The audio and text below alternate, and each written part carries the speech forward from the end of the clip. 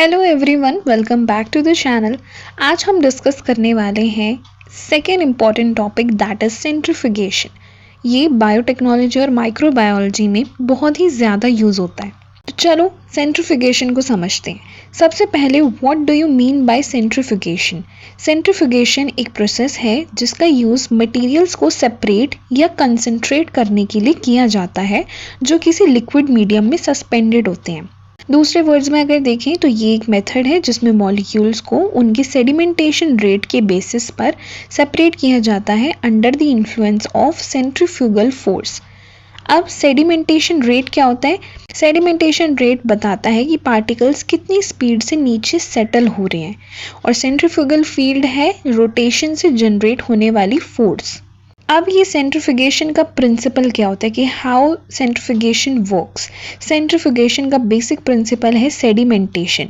जब particles solution में होते हैं तो वो नॉर्मली अर्थ की ग्रेविटेशनल फोर्स से नीचे की तरफ पुल होते हैं, लेकिन सेंट्रीफ्यूज में रोटेशन के थ्रू फोर्स को इंक्रीज कर दिया जाता है जिससे सेपरेशन फास्ट हो जाता है। अब इसमें जिनकी मास या डेंसिटी ज़्यादा होती है वो नीचे सिंक कर जाते हैं, और जिनकी डेंसिटी कम होती है वो ऊपर फ्लोट करते हैं। सेंट्रीफ्यूज में लगने वाली फोर्स को कहते हैं सेंट्रीफ्यूगल फोर्स, जिसका फॉर्मूला है m into omega r square by r, where m is the mass, omega r square is the centrifugal acceleration and r is the radius, means centre से distance. Next आता है RCF, that is relative centrifugal force. RCF एक perpendicular force होती है जो sample पर act करती है और हमेशा अर्थ की ग्रेविटी के रिलेटिव होती है। सिंपल वर्ड्स में देखें तो RCF बताता है कि सेंट्रीफ्यूज कितनी पावरफुल फोर्स लगा रहा है। Now the next topic is centrifuge rotors. Centrifuge में जो ट्यूब्स को होल्ड करता है उसे रोटर कहते हैं। रोटर्स जो है रोटेशन स्पीड जनरेट करते हैं जो सेपरेशन में हेल्प करता है। अब यहाँ 3 मेन टाइप्स के रोटर्स होते हैं। The one is fixed angle rotor, जिसकी ट्यूब्स जो हैं वो अप्रॉक्सीमेटली 45 डिग्री एंगल पर होती हैं। हाई स्पीड सेपरेशन के लिए यूज़ किया जाता है और पार्टिकल्स जो है साइड में कलेक्ट होते रहते हैं। Second one is the swinging bucket rotor. इसकी ट्यूब्स जो है 90 डिग्री तक स्विंग करती हैं, मींस ये हॉरिजॉन्टल हो जाती हैं, लो स्पीड सेपरेशन के लिए सूटेबल होती हैं, और लार्ज वॉल्यूम के लिए ये वाला रोटर जो है यूज़ किया जाता है। The third one is the vertical rotor. इसकी ट्यूब्स वर्टिकल पोजिशन में होती हैं। शॉर्ट पाथ लेंथ जितना होता है उतना फास्टर सेपरेशन ये देती हैं, और ये हाई रेजोल्यूशन भी देता है। Then next comes the modes of centrifugation. अब 2 मोड्स ऑफ सेंट्रीफ्यूगेशन होते हैं। The one is preparative centrifugation and analytical centrifugation. अब प्रिपरेटिव सेंट्रीफ्यूगेशन में क्या होता है? हाई वेलोसिटी सेंट्रीफ्यूज यूज़ होता है। इनमें स्मॉल पार्टिकल्स को सेपरेट करता है, for example viruses, proteins, lipoproteins, RNA and plasmid DNA। Density gradient method भी यूज़ होता है, जैसे सुक्रोज या caesium gradient. Second one is analytical centrifugation. ये एनालिटिकल पर्पसेस के लिए यूज़ होता है। मैक्रो मॉलिक्यूल्स की प्रॉपर्टीज़ जैसे उनका साइज, शेप और कन्फर्मेशन को स्टडी करने के लिए यूज़ किया जाता है, और सेडिमेंटेशन रेट भी ये डिटरमाइन कर सकते हैं इससे। Next comes types of centrifuges. ये बहुत इंपॉर्टेंट टॉपिक है जो एग्जाम्स में मोस्टली पूछा जाता है इन 10 to 15 marks. There are 9 types of centrifuges: bench top centrifuge, continuous flow centrifuge, gas centrifuge, haematocrit centrifuge, high speed centrifuge, low speed centrifuge, micro centrifuge, refrigerated centrifuge and ultra centrifuge. सबसे पहले देखते हैं ultra centrifuge को। Ultra centrifuge सबसे advanced centrifuge होती है।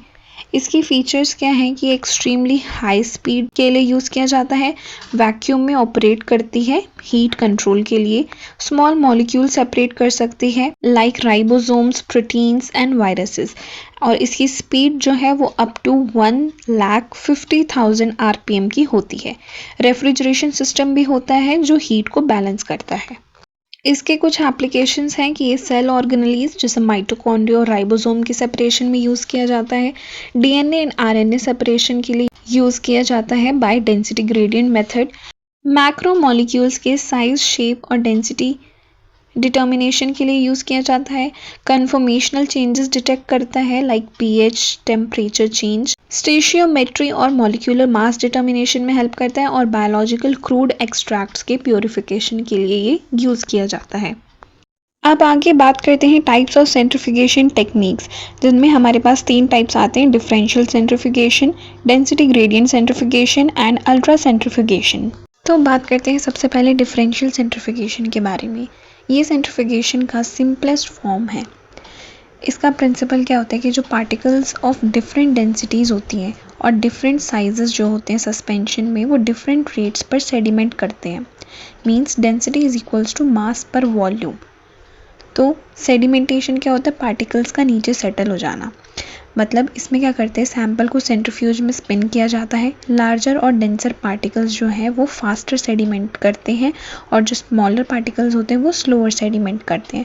इस process में नीचे पैलेट बनता है। पैलेट क्या होता है कि ट्यूब के बॉटम में एक सॉलिड पार्ट जो है वो जम जाता है और जो सुपरनेटेंट होता है वो ऊपर का लिक्विड पार्ट होता है। तो a suspension of cells is subjected to a series of pellets. मतलब स्टेप बाय स्टेप सेंट्रिफिकेशन से डिफरेंट कंपोनेंट्स अलग होते हैं। इसके यूजेस हैं कि सेल ऑर्गेनेली सेपरेशन में ये यूज़ किया जाता है, मेम्ब्रेन एंड न्यूक्लियस आइसोलेशन में यूज़ होता है और सब सेलुलर फ्रैक्शनेशन में ये यूज़ किया जाता है। Second is density gradient सेंट्रिफिकेशन। ये टेक्निक मॉलिक्यूल्स को उनकी डेंसिटी की बेसिस पर सेपरेट करती है। Density is mass by volume और ग्रेडियंट जो है वो ग्रेजुअली चेंज होता हुआ मीडियम होता है। इसका प्रिंसिपल होता है कि जो मॉलिक्यूल्स डेंसिटी ग्रेडियंट में मूव करते हैं जब सेंट्रिफिकेशन होती है। मतलब ट्यूब में डेंसिटी ग्रेडियंट मीडियम होता है, सैंपल को उसमें डाला जाता है। रोटेशन के बाद जो ज़्यादा डेंस मॉलिक्यूल्स होते हैं वो बॉटम की तरफ मूव करते हैं और जो लेस डेंस होते हैं वो ऊपर की तरफ। मॉलिक्यूल्स उस पॉइंट पर रुकते हैं जहाँ पार्टिकल की डेंसिटी मीडियम की डेंसिटी के इक्वल हो जाती है। इसका रिजल्ट हमें मिलता है कि डिफरेंट बैंड्स फॉर्म होती हैं और हर लेयर में डिफरेंट मॉलिक्यूल्स प्रेजेंट होते हैं। इसके यूजेस हैं कि ये लार्ज बायोमॉलिक्यूल्स प्योरिफिकेशन में यूज़ होता है, वायरस प्योरिफिकेशन में यूज़ किया जाता है और पार्टिकल डेंसिटी डिटर्मिनेशन में ये यूज़ किया जाता है। Next is rate zonal centrifugation. इसका क्या मतलब होता है? Rate is the speed of movement and zonal are the different zones और लेयर्स। इसका प्रिंसिपल क्या होता है कि पार्टिकल्स को साइज और शेप के बेसिस पर ही सेपरेट करता है, not on the basis of density. इसके प्रोसीजर में होता है कि सैंपल को डेंसिटी ग्रेडियंट के टॉप पर लेयर किया जाता है। सेंट्रिफिकेशन के बाद डिफरेंट पार्टिकल्स डिफरेंट स्पीड से मूव करते हैं और डिफरेंट जोन्स में सेपरेट होते हैं। ये डेंसिटी पर डिपेंड नहीं करता, साइज एंड शेप पर डिपेंड करता है। इसके यूजेस हैं आरएनए फ्रैक्शनेशन में यूज़ होता है, वायरस सेपरेशन में और डीएनए आइसोलेशन में ये यूज़ होता है। Next is isopycnic centrifugation. Iso means same and pycnic means density, मतलब सेम डेंसिटी वाला पॉइंट। इसके प्रिंसिपल में होता है कि पार्टिकल सिर्फ डेंसिटी की बेसिस पर ही सेपरेट होते हैं।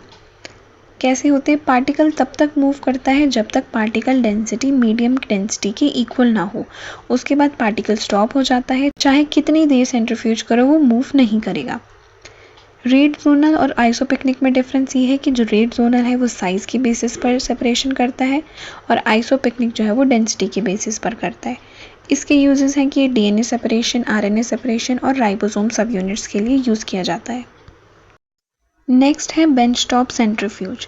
इसमें स्मॉल सेंट्रीफ्यूज होता है ये, जो लैबोरेटरी बेंच पर यूज़ किया जाता है। इसके फीचर्स होते हैं कि ये स्मॉल साइज़ के लिए यूज़ होता है, इसमें मल्टीपल रोटर्स प्रेजेंट होते हैं और टेम्परेचर कंट्रोल होता है। Rotor are the rotating part जिसमें ट्यूब्स लगाई जाती हैं। इसके यूजेस हैं कि research labs, clinical labs, molecular biology और सेल कल्चर में ये यूज़ होता है। Another one is continuous flow centrifuge. Continuous means continuously and flow means fluid का movement. ये सेंट्रीफ्यूज कंटिन्यूसली लिक्विड सॉलिड या लिक्विड लिक्विड मिक्सचर्स को सेपरेट करता है। इसकी फीचर्स हैं कि इसमें कंटिन्यूस ऑपरेशन होता है, हाई वॉल्यूम प्रोसेसिंग होती है, एडजस्टेबल फ्लो रेट होता है और हाई एफिशिएंसी होती है। इसके यूजेस हैं कि सेल हार्वेस्टिंग में यूज़ किया जाता है, protein separation, pharma industry, food processing और ब्लड कंपोनेंट सेपरेशन में ये यूज़ किया जाता है। The next is gas centrifuge. Gas centrifuge gases को सेपरेट करता है based on their molecular weight या density. Molecular weight is the molecule का mass and isotope means same element के डिफरेंट मास फॉर्म्स। इसका वर्किंग कैसे होता है कि इसमें हाई स्पीड रोटेशन होती है, हैवी गैस मॉलिक्यूल्स जो है वो आउटर साइड पर होते हैं और लाइट मॉलिक्यूल्स जो हैं वो इनर साइड पर होते हैं। इसके यूजेस है आइसोटोप सेपरेशन और यूरेनियम एनरिचमेंट के लिए ये यूज़ किया जाता है। एक्सट्रीमली हाई स्पीड रोटेशन होती है। अब नेक्स्ट है हेमाटोक्रिट सेंट्रीफ्यूज।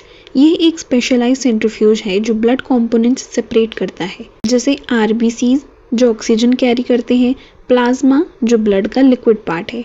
ये वर्क कैसे करता है? ब्लड सैंपल को स्पेशल ट्यूब्स में फिल किया जाता है, सेंट्रीफ्यूज में स्पिन करते हैं और जो हमें रिजल्ट मिलता है क्या कि आरबीसीज जो है वो नीचे सेटल हो जाते हैं और जो प्लाज्मा है वो ऊपर आ जाता है। इस प्रोसेस को यूज़ करके हम हेमाटोक्रिट मेजर करते हैं। हेमाटोक्रिट से हम ये पता लगाते हैं कि ब्लड में आरबीसीज का कितना परसेंटेज है। इसके एप्लीकेशंस है कि ब्लड कंपोनेंट सेपरेशन में यूज़ होता है, RBC count measurement, plasma separation और मेडिकल डायग्नोसिस जैसे हेमाटोलॉजी एंड ऑन्कोलॉजी। एडवांटेजेस हैं कि ये कॉस्ट इफेक्टिव है, इजी टू यूज़ है, फास्ट रिजल्ट्स देता है और कॉम्पैक्ट डिज़ाइन। अब बात करते हैं हाई स्पीड सेंट्रीफ्यूज की।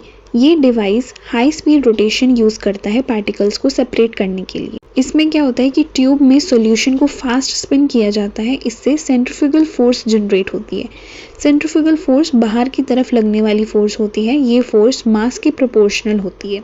स्पीड इसमें यूजुअली 10,000 to 30,000 आरपीएम होती है और इसके यूजेस हैं कि माइक्रो ऑर्गेनिज्म सेपरेशन में यूज़ होता है, वायरसेस के सेपरेशन में यूज़ होता है, सेल ऑर्गेनेलीज जैसे mitochondria, lysosomes and Golgi body separation में यूज़ होता है। एप्लीकेशंस हैं पैथोलॉजिकल लैब्स में यूज़ होता है, biochemistry, genetic engineering, pharma industries, agricultural research, food hygiene analysis and medical diagnosis में यूज़ होता है। नेक्स्ट आता है लो स्पीड सेंट्रीफ्यूज। ये जेंटल सेपरेशन के लिए यूज़ होता है। इसकी स्पीड अराउंड 4,000 to 6,000 आरपीएम होती है। इसके फीचर्स हैं कि बायोलॉजिकल सैंपल्स के लिए सेफ होता है, लार्ज पार्टिकल्स को सेपरेट करता है और लेस नॉइज एंड वाइब्रेशन देता है। जेंटल सेपरेशन का मतलब है कि सैंपल इसमें डैमेज नहीं होता। इसके एप्लीकेशंस हैं कि ये सेल कल्चर सेपरेशन में यूज़ होता है, डीएनए आरएनए आइसोलेशन में यूज़ होता है, blood component separation, protein purification, clinical testing and tissue homogenisation. Homogenisation का मतलब होता है सैंपल को यूनिफॉर्म बनाना। इसके एडवांटेजेस हैं कि ये इजी टू यूज़ है, कॉस्ट इफेक्टिव है और सैंपल फ्रेंडली है। अब छोटा बट बहुत powerful device that is micro centrifuge, मतलब small centrifuge used for small volume samples. इसमें बहुत ही स्मॉल वॉल्यूम यूज़ की जाती है, जैसे 0.2 to 2 ml। फीचर्स हैं इसके कि ये कॉम्पैक्ट डिज़ाइन है, लो नॉइज़ देता है और high speed that is 15,000 to 20,000 RPM पर रोटेट होता है। इसके यूजेस हैं कि ये डीएनए आरएनए आइसोलेशन में यूज़ होता है, प्रोटीन एनालिसिस में, PCR sample preparation, PCR means polymerase chain reaction जो डीएनए को एम्पलीफाई करता है, microbial DNA extraction, forensic analysis and clinical diagnostics में यूज़ होता है। Then next is very important that is refrigerated centrifuge. ये सेंट्रीफ्यूज लो टेम्परेचर पे operate करता है टू प्रोटेक्ट सेंसिटिव सैंपल्स। इसमें जो टेम्परेचर यूज़ होते हैं वो usually -20 to 40 degree Celsius use होता है। अब ये इम्पॉर्टेंट क्यों है? क्योंकि प्रोटीन्स, एंजाइम्स और डीएनए जो है हीट से डिग्रेड हो सकते हैं। इसके फीचर्स हैं कि ये अप्रॉक्स 20,000 आरपीएम पर रोटेट होता है और इसमें टेम्परेचर कंट्रोल सिस्टम होता है।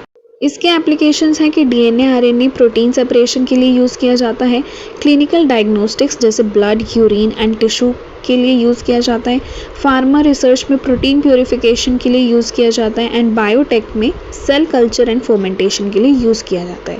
फर्मेंटेशन मीन्स माइक्रो ऑर्गेनिजम्स का यूज़ करके प्रोडक्ट्स बनाना। मॉलिक्यूलर बायोलॉजी में पीसीआर और सीक्वेंसिंग के लिए यूज़ होता है। पीसीआर जैसे मैंने पहले भी बताया, पॉलीमरेज चेन रिएक्शन जो डीएनए को एम्पलीफाई करता है, मींस डीएनए की मल्टीपल कॉपीज़ बनाता है। सीक्वेंसिंग मींस डीएनए का एग्जैक्ट ऑर्डर या सीक्वेंस आइडेंटिफाई करना। एडवांटेजेस हैं कि it preserves temperature sensitive samples, मतलब हीट से डैमेज होने से बचाता है, प्रिवेंट्स सैंपल डिग्रेडेशन, सैंपल को अब ब्रेक डाउन होना बचाता है, maintains sample integrity, integrity means sample की ओरिजिनल क्वालिटी को सेफ रखता है, enhances separation efficiency, better and accurate separation मिलता है, एनेबल्स कोल्ड चेन प्रोसेसिंग, पूरा प्रोसेस लो टेम्परेचर पे मेंटेन होता है which is important for biomolecules. Now next topic is spectroscopy, जिसे हम स्पेक्ट्रोमेट्री भी कहते हैं। स्पेक्ट्रोस्कोपी एक साइंटिफिक टेक्निक है जो मैटर और इलेक्ट्रोमैग्नेटिक रेडिएशन के इंटरेक्शन को स्टडी करती है। सिंपल वर्ड्स में देखें तो ये टेक्निक बताती है कि लाइट या रेडिएशन किसी सब्सटेंस के साथ कैसे बिहेव करती है। इसमें electromagnetic radiation, absorbed, reflected and emitted light, इन सब को मेजर करके हम एटम्स, मॉलिक्यूल्स और आयंस के बारे में इंफॉर्मेशन निकाल सकते हैं। Then types of spectroscopy. Atomic spectroscopy atoms के लेवल पर स्टडी होती है। इसमें examples atomic absorption and atomic emission. Molecular spectroscopy molecules के स्ट्रक्चर और बॉन्डिंग को स्टडी करते हैं। Example infrared, Raman and NMR, that is nuclear magnetic resonance. Mass spectrometry molecules का मास और स्ट्रक्चर डिटेक्ट करता है। Example GCMS, that is gas chromatography mass spectrometry, and LCMS, that is liquid chromatography mass spectrometry. Optical spectroscopy light based techniques उसमें use की जाती है। Example infrared and Raman. Then applications of spectroscopy, chemical analysis and identification, material science and characterization, biological research and diagnostics, environmental monitoring, pharmaceutical development, food quality control and forensic analysis. Next is spectroscopic techniques. Absorption spectroscopy जिसमें light absorb होती है। Emission spectroscopy जिसमें light emit होती है। Reflectance spectroscopy जिसमें light reflect होती है। Transmission spectroscopy जिसमें लाइट पास होती है सैंपल से। एंड स्कैटरिंग स्पेक्ट्रोस्कोपी जिसमें लाइट स्कैटर होती है। इसके एडवांटेजेस हैं कि नॉन डिस्ट्रक्टिव एनालिसिस देता है, ये मीन्स सैंपल इसमें डैमेज नहीं होता। हाई सेंसिटिविटी एंड सेलेक्टिविटी छोटी क्वांटिटी को भी डिटेक्ट कर देता है। रैपिड एनालिसिस फास्ट रिजल्ट्स देता है। मल्टी कॉम्पोनेंट एनालिसिस एक ही टाइम में मल्टीपल सब्सटेंसेस डिटेक्ट कर सकता है। और quantitative and qualitative analysis means amount और आइडेंटिटी दोनों पता चलती है। अब इसकी कुछ लिमिटेशंस हैं कि सैम्पल प्रिपरेशन इसमें रिक्वायर होता है कि हमें पहले से ही अपना सैम्पल बनाना पड़ता है।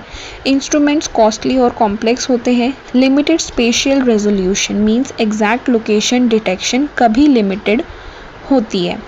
Background signal interference unwanted signals disturb करते हैं और डाटा इंटरप्रिटेशन डिफ़िकल्ट होती है। So guys that's it for today. आज हमने समझा सेंट्रिफिकेशन के डिफरेंट टाइप्स, उनके principles, working and applications, and finally spectroscopy जो मैटर और रेडिएशन की इंटरेक्शन को एक्सप्लेन करते हैं। From separating cells, DNA, proteins to analysing molecular structure, ये दोनों टेक्निक्स बायोटेक और लाइफ साइंसेस का कोर पार्ट है। सो अगर आपको रिसर्च, लैब वर्क या एग्जाम्स में स्ट्रॉन्ग बनना है तो इन कंसेप्ट्स को क्लियरली समझना बहुत इंपॉर्टेंट है। तो अगर आपको वीडियो हेल्पफुल लगी हो तो please like, share and subscribe ज़रूर करें। मिलते हैं नेक्स्ट वीडियो में। Thank you for watching.